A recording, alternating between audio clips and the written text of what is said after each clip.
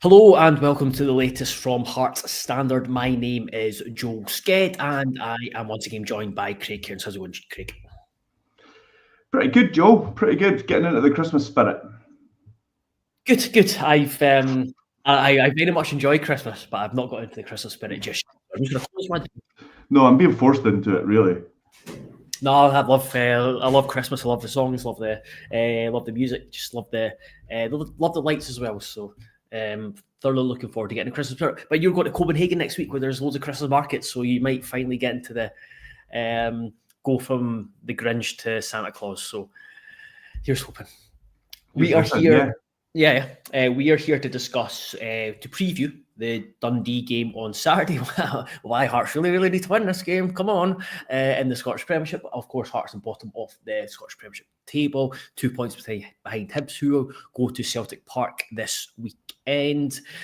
And we're also going to chat around the club's defensive issues. It's something I have been working on this week regarding just the kind of stats piece. And within that, the goalkeeper question, because I noticed that you got asked a question on Twitter by, I think it was Jason earlier on in the week, and so I brought that up, so I'll bring that question into it. I think it's quite a good question, and there's some interesting stats behind it, which I'll bring up on the screen when we get to it, and we'll also discuss Cammy Devlin. You've got a piece going up later on today about Devlin and his form, kind of resurgence under Critchley in recent weeks, so I'll get you to talk around that. But first of all, I, of course, have to bring in our sponsor, which I've actually managed to bring it up beforehand, but I just completely forgot that I had to speak about them. So, Good Vibes Giveaways are proud to sponsor Hearts Standard. Of course they are, and offer fantastic prizes to fans of the club. Prizes change weekly and include tech gadgets, days out, weekends away, tax-free cash, and even OASIS tickets. Get your tickets now at www.goodvibesgiveaways.com and enter for your chance to spread the good vibes. Graham, first comment in says, "Morning guys, hope you're well. What's your thought on Danda, as he has been a massive disappointment, and tomorrow should be a game he fries and will as we'll have most of the possession." We'll come back to Danda. I should have read this question before bringing it into the chat. But what's your general thoughts and feelings going into the game against Dundee tomorrow, Craig? Yeah, here we go again. Just listening to you do that intro part of it, I feel like I've heard 100 times before that Hearts really need to win. It's got to the point. I think there was, if we just look at the Critchley period, there was a decent start. There was then everybody knew there was a really tough run of games coming up. I think the recent run of results have been very poor, even if you can look at mitigating circumstances for some and things like that. But now we're back to a run of fixtures where they really need to pick up some points. I mean, this is the crucial stage. The league is quite tight up to a point. So this, between now and the turn of the year, this could really, or will really, define whether Hearts are going to be in a relegation battle or whether they're going to be aiming slightly higher than that, whatever that is, even if it's mid-table mediocrity, which at this point, if you gave me that and enough signs of progress under the new manager, I would probably take that, because just hearing you say it out loud the other day, 2 wins in 15, that's panic button territory, really. Yeah, absolutely. And it kind of goes back to something we were saying when we discussed the AGM and Andrew McKinley's comments, where it's just at the moment, Hearts just need to... I think we are all guilty. I'm certainly guilty of it, looking at league table, thinking, oh yeah, I think top 6 is more than achievable. Still, I can't rule out finishing 4th. But in reality, just win this game and then focus on the next game, and just treat it like all managers and players talk about, one game at a time, because that's the situation Hearts are in. Just need to win the next game, especially in the Scottish Premiership. And we kind of talked earlier on the week, or end of last week, about how we're not really in a must-win category. I think I would, in a sense, I would put tomorrow into a must-win category. Not that I think, oh no, if Hearts don't win it, then it's the end of the world, and it's like definitely going to get relegated. It's more about the feeling around the team, and that you don't win tomorrow, then I think that's one where a lot of doubts will come into it. Whereas, like, there's context to the game against Aberdeen where you come away feeling relatively positive to an extent, but Dundee and failing to beat Dundee tomorrow, unless it's some daft things happen, then any. But again, how many times are we going to sit here and say daft thing? We can say that about so many of the games recently, and I know I keep coming back to it, but it just all adds up to a collection of results that has us staring up at the rest of the league. I totally agree with you, what you said at the start there. I just think that if Hearts don't beat Dundee at home, the pressure and the mentality of each game after that just becomes huge, and that plays its big pressure. And you can look at all the underlying stats that you want and see like signs of progress here and there and all that kind of stuff, but what that doesn't take into account is the pressure and the mentality that you go into each game with, and each game becomes more pressure. And like I said, we've sort of got away with it a wee bit for the last run of results, given how tough they looked on paper. Yeah, there's no excuses now. Things like Dundee at home, there's just, especially somebody was setting out to us Dundee's away record recently, and the grounds that they haven't won at since like the mid 2000s or something like that is crazy. Yeah, I mean, the good thing is we've got a hell of a lot of dross coming up, but at the same time, we've been dross to an extent. Yeah, so, exactly. But I like Graham's. I like Graham's spin on it. Graham's bit of positivity. We weren't great for a spell last season, then went on the 12 unbeaten. So things can change very quickly, but Hart has to start to turn tomorrow. And yeah, absolutely, I 100% agree that while I'm very much trying to treat it one game at a time, you look at. I'm going to remove the European games from saying this, but you look at the fixtures: Dundee away to Kelly, home to St Johnstone, home to Hibs, away to Ross County, home to Motherwell, away to Dundee, then away to Dundee United, and away to Aberdeen. So it gets a bit trickier after the new year, but there's a run of fixtures where it does allow you to build up that momentum. But again, as Graham says, and as we've been talking about, it has to start to turn tomorrow. I'll just before I ask you about about injuries and lineups. G asks or says, "What gives me slight comfort as the fans are still right behind the team, like we've seen against Aberdeen, pushing for a winner. We can hopefully use this on a Saturday to push the team on to get 3 points." I think that's a really good point. Is that, again, we've talked about it before. The patience the Hearts fans have shown, the backing, the support they've shown home and away, it's been really really impressive, and perhaps undeserving of what they've been having to suffer. And I think he's kind of seen that at the AGM as well. But it was comparing it to last year, it was very much a tame affair, even though the club were sitting bottom of the league. Now, looking ahead to tomorrow, Craig, what are you thinking in terms of starting 11? Just with Stephen Kingston was reported by the Daily Record, and I don't think there's any real surprise to it that he looks like he's going to be missing for a large part of the rest of the season. And I would be surprised to see him back before the end of the season. Can kind of rule him out. I think there's more positive news around the rest of them. I think I'd imagine Oda should be back within the fringes. I've heard a good update regarding the Callum Muirhoff. He is, I think he's been stepping up, and I don't think he's too far away either. And it seems like I don't think Kent's overly too serious. Whether we'll find out more today with the press conference, whether these guys will be involved tomorrow. But I'm kind of assuming that none of them will start. So with that, what are you thinking? Might depend on Halkett as well. How fit he is, I'm not entirely sure. I think, assuming one of Kent or Halkett is available, I think there's a decent defence there with Penrice coming back in. I think with Penrice coming back in, I think Spittle will probably start on the left, because I think he'll want to use the success of that. I would probably think Boateng would come back in on the left side of the midfield too as well, who starts out with Devlin Benny, I'm not sure. Maybe Benny. Don't know if he'll see it as similar as the St Mirren game. I know that Dundee probably won't come in and sit in as much as St Mirren did in that game, but I don't know. It's possible that Hearts could force them back if they are on song.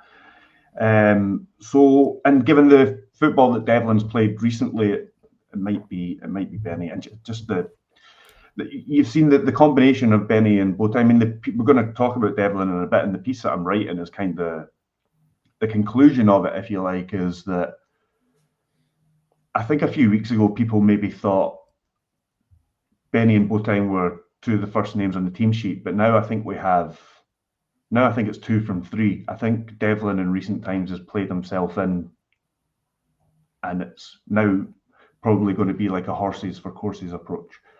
So, and like to give players rest, like Boateng. I think it slipped under the radar that he had started every match for Critchley until last week, and I think it's no surprise that he kind of dropped out against Aberdeen due to that fact. So yeah, I think possibly, like I say, possibly Benny, and then beyond that, I don't know. I keep saying that Forrest is going to drop out and he keeps starting, so I'm going to put Forrest on the right. And then, I don't know. That would mean, surely Drivey is going to start on the right. Yeah, maybe Forrest will drop out for this one. I'm not entirely sure. And then Shankland up front with somebody else? I'm not entirely sure. What do you think? I think I did all right for being put on the spot there. Yeah, sorry. No, don't apologise.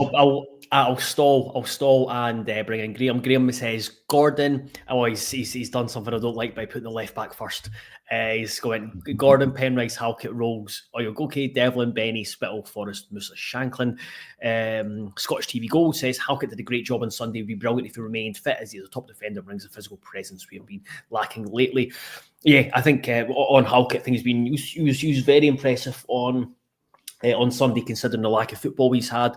Thought maybe it took him a wee bit of time just to kind of get into the rhythm of the game, but it just comes to basic defending, heading the ball, being in the right position, defending the box. Very good. When I watched the game back, I was surprised, or I didn't notice at the game how many headers he won. He was and that's what you get from Halkett as a minimum, isn't it? You'll win his headers. Yeah, absolutely. I was just going to see if match stats. Here we go. Yeah, so I would. It's one of those where just because Halkett came in and did well, I think you probably don't have to risk Frankie Kent. It depends on the fitness of both, like I said, because Halkett, first game in a while, and he said that he came onto the pitch with carrying a knock or something. So yeah, it just depends on the fitness of both. But assuming one of them's fit, I think that's a decent defence. Yeah, I would agree with Graham. Agree with Graham's defence. I'd go just because he said Devlin's played 3 games a week, and then you're looking ahead to another 3 games a week and potentially bringing him back in for Europe. I would go for Benny and Boateng, especially considering I think we'll have a lot of the ball. On the right, Musa. So basically, I think it's Musa, Shankland, and Spittle, and then you're gonna just like flip a coin for the last person. The first comment we got from Graham was around Danda, and I agree. I think Danda's been disappointing so far this season, and a game like tomorrow, I said, is one that you're probably bringing Danda in for, and I think he would have a really good impact in. But the Cercle Bruges game was, I found it really frustrating because he has got talent, and it's just, I just think at Hearts you need to, what he's shown, he needs to do a lot more. I'd be tempted to, I would certainly be tempted. I'd like to see him actually against Dundee, so I would probably put him in, but and kind of just have it as quite a big game for him. And then you've got Vargas and Forrest off the bench, and potentially Oda as well. Like again, Forrest has played a fair bit of football as well. So yeah, that's what I am. I'm going to stumble myself away into Shanklin leading the line, Spittle, and I'll go Spittle on the left. I actually prefer Spittle on the left. Danda in behind with Musa on the right. I'll just bring it. Just Sydney Devine, sorry, just joined. Apologies if I missed this. It's Kent okay, and what's the prognosis on Kingsley? We'll find out. Keep an eye on Hearts Standard later on because we've got the press conference at 1 o'clock. So I'll have an injury update on there hopefully sometime soon after. But I think Kent is in a better situation than Kingsley, I believe. And Neil Bolton says, folk don't appreciate Rolls. 3 managers have preferred them. As much as people don't like to admit it, but managers tend to know best. Yeah, Rolls is... There's games where he's off it, but I think he's got, in terms of the centre backs at the club, he's probably got the biggest upside in terms of all round and potential for moving along for a big fee as well. And he also provides. I keep saying he provides a really good balance to being next to somebody like Kent or Halkett. You get a sort of a complete defender within the pairing, which at the level that we're operating at is sometimes what you have to sort of settle for, a partnership that complements each other. To come back in on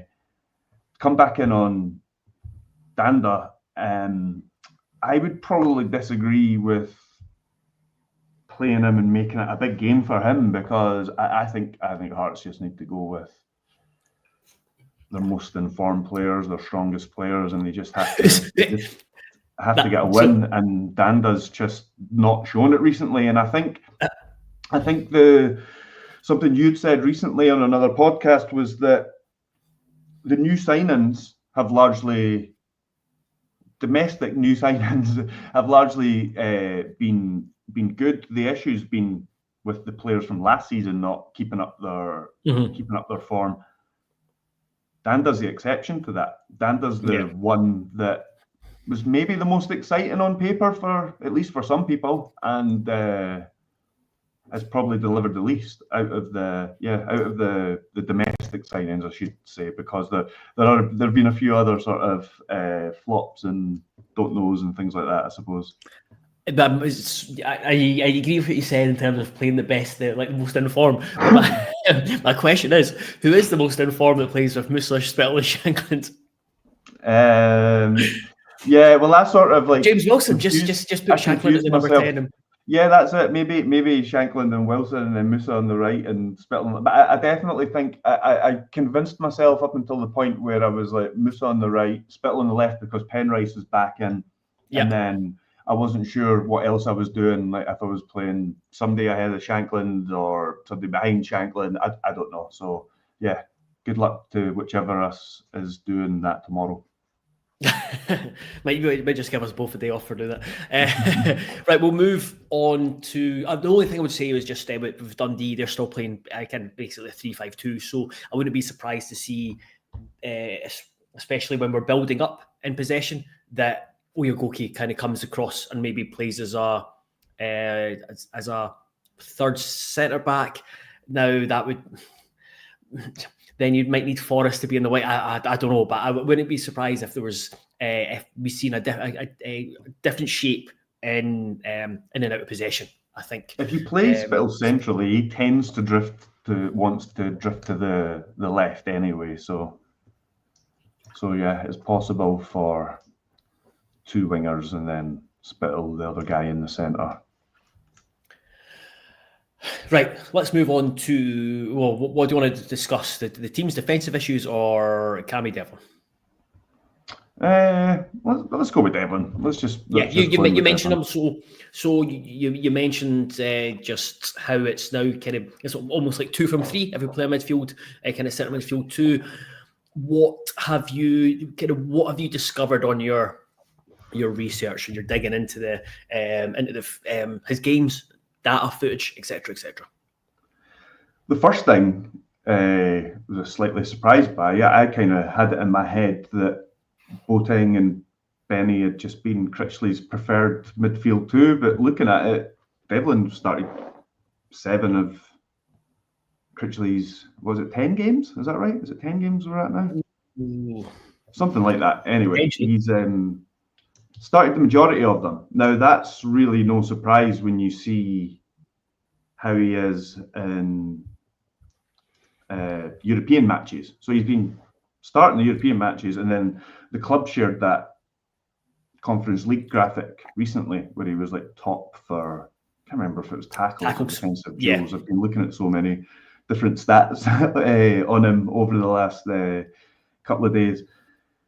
And those are all reflected when you look at, when you have a look at per 90-minute stats in the Scottish Premiership, it's all reflected there. He is at the top for a lot of things when it comes to defensive actions. I think like there's one that I think according to Y-Scout, he engages, what is it? Is it engages in the second most defensive duels behind Liam Scales per 90 minutes. I don't know if I said that, but he comes out top in the final third. So basically pressing the opponent. And then if you look at StatsBomb, him and Benny are top per 90 minutes for aggressive actions in the league, for everybody in the league. And aggressive actions are defined as either a tackle, pressure, or fouling the opponent within 2 seconds of them receiving the ball. So it just shows you how key both of them are to the way that Hearts have pressed. I think, keep putting myself in check when I'm writing these kind of things, because Hearts are bottom of the league and I'm writing something positive. I don't think Cammy Devlin is anybody that deserves any kind of criticism. I mean, we know his deficiencies going forward. I think he showed against Aberdeen that he was very good in that aspect, save for a couple of stray passes, I thought. But yeah, he, in terms of winning the ball back, pressuring the opponents, and he does it all over the pitch. He's like leading the league in quite a lot of stats. And then, for being bottom of the league, there's lots of deficiencies. There's lots of things that we can look at. We're going to come to one of them that you're going to bring up, but the midfield isn't one of them. I don't think anybody's got any questions about the midfield. It's either side of the midfield, this issue. Exactly, that's it. It's in both boxes. And I've got a radar here, which I'll just put up. Oh, hold on. I'll remove this. The banner. So it's the banner. So it's how do I do? Oh, there we go. Delete overlay. Oh, I've just deleted it completely. Oh well. No, that's fine. Don't worry about the Hearts standard one. It's not really covering up much that we need to know about. So I'm just going to it's just for when people go to look at these in the article, so they kind of know what they're looking at. Because again, like the Pass Network one, it can look overwhelming, but it's actually just it's fairly simple, really. So Devlin is the red one. The league average is blue. It's just for players that have played 600 minutes or more in the league or something like that. It's all Scottish Premiership matches, doesn't include any of these European games or anything like that. It's got a table down the side which kind of gives you the kind of stats of what you're looking at in the radar on the left. But in a nutshell, sorry. So I was just all I was going to say is I think the easiest way to describe this, and when you're looking at the radar, if there's points further to the outside of the circle, it's better. You don't want to be inside this. You don't want to be. You don't want to be near the middle on metrics. You want to be right at the edge. And as we can see, Devlin is doing very well against the league average on a number of situations. Yeah, so he almost comes out on top in things like. I'm trying to find one that's like a sort of simpler one, like winning fouls and the amount of times that people are allowed to like dribble past them. He kind of comes out near the top in the league for those kind of things. Above average for turnovers, and then there's some like pressure adjusted tackles and interceptions and stuff. Any of these sound nuts when you first hear them, but then when you go and Google the explanation, I don't know that one off the top of my head, but when you go Google the definition, they're actually not that complex. They sometimes have some. There was one I heard recently called shooting goals added, which just sounds like the most childish sort of name to give a stat. And then if you sort of look, there's a couple of the ones at the top are a bit more sort of slightly more attacking ones. Yeah. And you can see he kind of falls below the league average on those. So yeah, I'm going to put that in. There'll also be one comparing them, Benny and Boateng. It just shows you it's quite similar actually. I think Benny and Boateng both come out very well in the defensive ones as well, but they come out just slightly better than him in the more sort of attacking ones. OBV just means on ball value for anybody looking at that. And again, you can go look it up. I just kind of have rudimentary understandings of these things that allow me to kind of know roughly what's going on without going sort of too deep into it. I'll take this. Yeah, they're useful for. I always like when you see Cammy Devlin's radar because it gives you his full Sunday name, Cameron and Peter Devlin. Yeah. But I think they're just, rather than just writing around them, they're just useful to illustrate aspects rather than get delve too much into the language. So yeah, it's encouraging because I know Devlin don't have to look far to see that he splits the support and he does show two very different sides to his game. But it's I think he's, especially in Scottish football, a very, very useful player to have, certainly in your squad. And it's about finding a system to make someone like him thrive, because he clearly has attributes to be a very good Scottish Premiership midfielder, and he's shown that. He's just maybe not done it consistently enough, or he's not refined certain aspects of his game. But sometimes it's about finding a position, finding a system where you accentuate his positives and you make up for his deficiencies. So yeah, absolutely. Right, before we finish, move on to chatting about the defence. So a lot has been made of the fact that Hearts have been poor in the final third, not taking the chances, which we have, and that's certainly cost Hearts a number of points.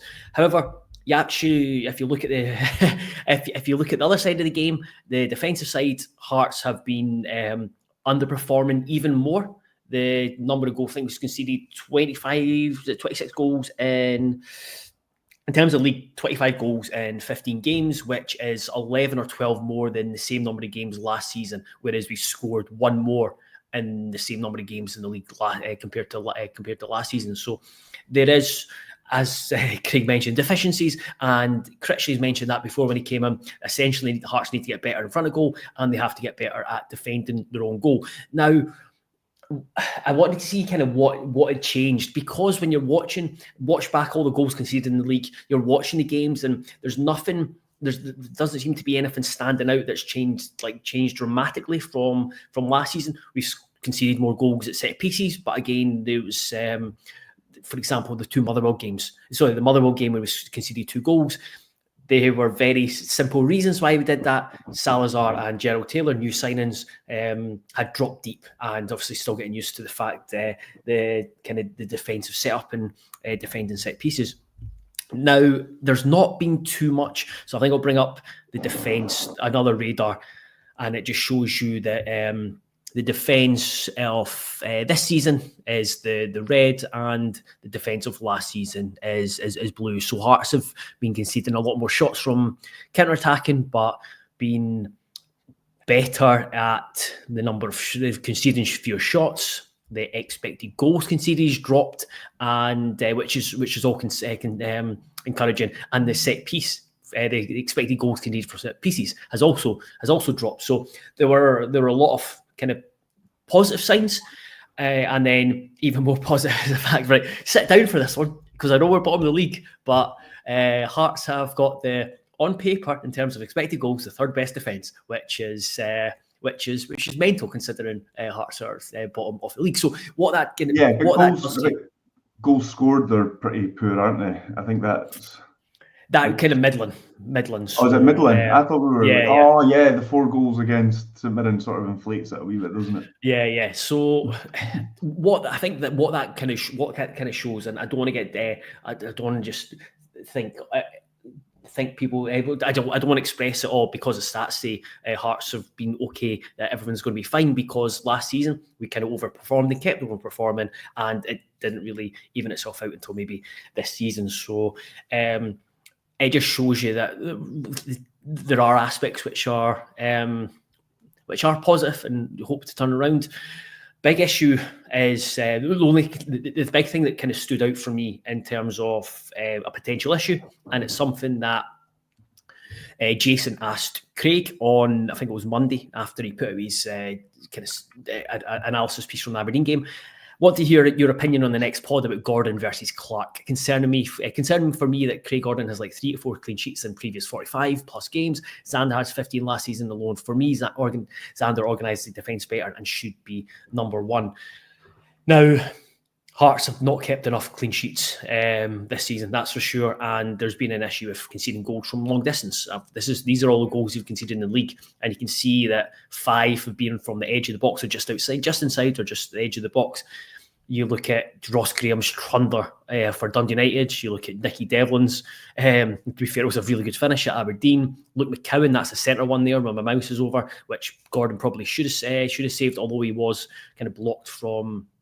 Didn't have the best of views for it. And you bring in where we've got Craig Gordon. So we all know that he was brilliant in season 21-22 when Hearts finished third comfortably. That's in the red. This season is blue, and you can see that there's been a significant drop off in kind of key areas. So save percentage is down big time. Goals saved has been big down. Expected save, shot stopping, everything's down. And then you bring in they compare him to Xander Clark from last season. Xander Clark here is in the blue, Craig Gordon is in the red, and you can see that in terms of comparing the two, Xander Clark is massively overperformed him. So basically, essentially, going by stats, and it's not easy to see with the eye test, not for me anyway. I was surprised when I seen it that it seems like Craig Gordon has been underperforming. Yet watching the goals, there's not been like massive mistakes have stood out, but at the same time, Craig Gordon has not been the same. You just expect him to, going back a couple of seasons, you just expected him to save everything and anything, where it's not kind of been that case. He's probably saved the shots expected to, and just not done as well as he has in previous years. And I definitely think looking at the drop off, there is an argument that Xander Clark is deserving of a chance. I don't know. I mean, I just don't think it's the major issue. Just kind of add to what you've said. I don't think I've come away from many, if any, games thinking Craig Gordon was responsible for why Hearts haven't won there. And to go back to what I said a few weeks ago, I really don't think there's much between the two goalkeepers. I think they've both got things that they're better at and worse at in respect to each other, but still couldn't tell you which one overall is the better goalkeeper. Craig Gordon was the better goalkeeper clearly in his prime, but he's not anymore. I don't know. I don't know which one is the better, and I don't know, and I don't think it's the big issue or why Hearts are not winning enough games at the moment. If I had come away from games thinking that Craig Gordon was at fault, I would have mentioned that and I would call for it. But right now, I don't know. I just don't know what exactly Xander Clark would bring that Craig Gordon hasn't been for us. So I don't know. It's just not for me. It's just not the issue. I think putting the ball in the net is the big issue.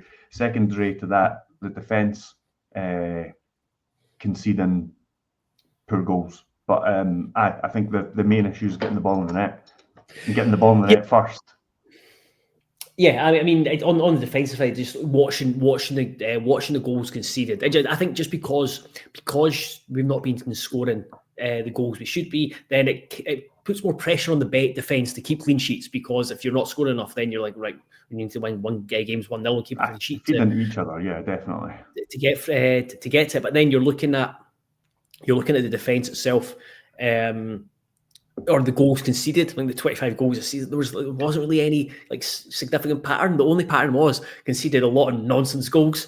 just like stupid goals. It's like how we've come away and conceded that. So yeah, it's one that's always.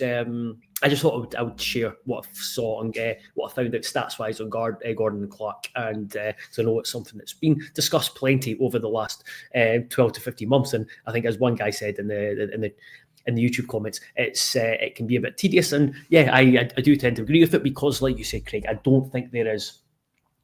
I think in the past there was a big difference between the two of them, because again, Craig Gordon is arguably the best. I would say the best goalkeeper of his generation in Scotland. Whereas now I don't think there is as much a difference. And again, Craig Gordon's nearly bloody 42, so you can always expect regression in the fact that he's come back from what he has. But yeah, with that, I will leave it there, because I do need to get to the press conference, which starts in just over an hour. So thank you very much, everyone, for continuing to watch, engage, subscribe, etc., etc. Be sure to check out heartstandard.co.uk. We've got plenty up there from the AGM this season, from the AGM this week, Foundation Hearts AGM as well.